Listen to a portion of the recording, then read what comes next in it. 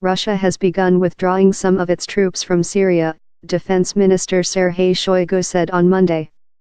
President Vladimir Putin ordered the partial withdrawal during an unannounced visit to Syria on Monday. Russian support has been crucial in turning the tide of Syria's civil war in favor of government forces, led by President Bashar al-Assad. Mr. Putin made a similar withdrawal announcement last year, but Russian military operations continued. When asked how long it would take for Russia to withdraw its military contingent, Mr. Shoigu said that this would depend on the situation in Syria.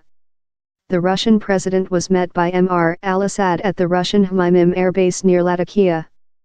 Mr. Putin said, "I order the defense minister and the chief of the general staff to start withdrawing the Russian group of troops to their permanent bases," according to the Russian RIA Novosti news agency.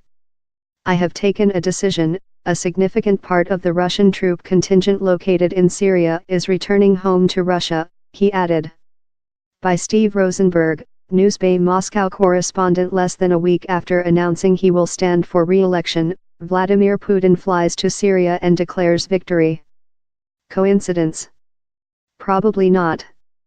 Signaling the end of Russia's military operation in Syria will go down well with Russian voters.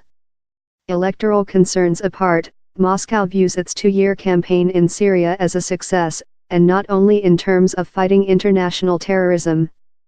The Russians have succeeded in keeping a key ally, President Assad, in power.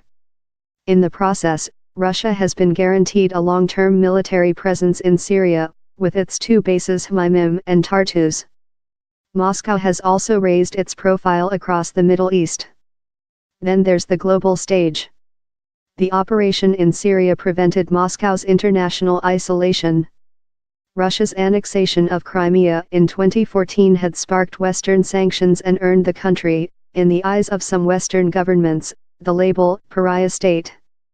The Syria operation forced Western leaders to sit down and negotiate with Russia's leadership. Mr. Putin said that if terrorists raise their heads again, Russia would carry out such strikes on them which they have never seen.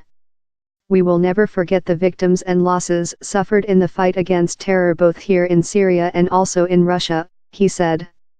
He told President Assad that Russia wanted to work with Iran, the government's other key ally, and Turkey, which backs the opposition, to help bring peace to Syria.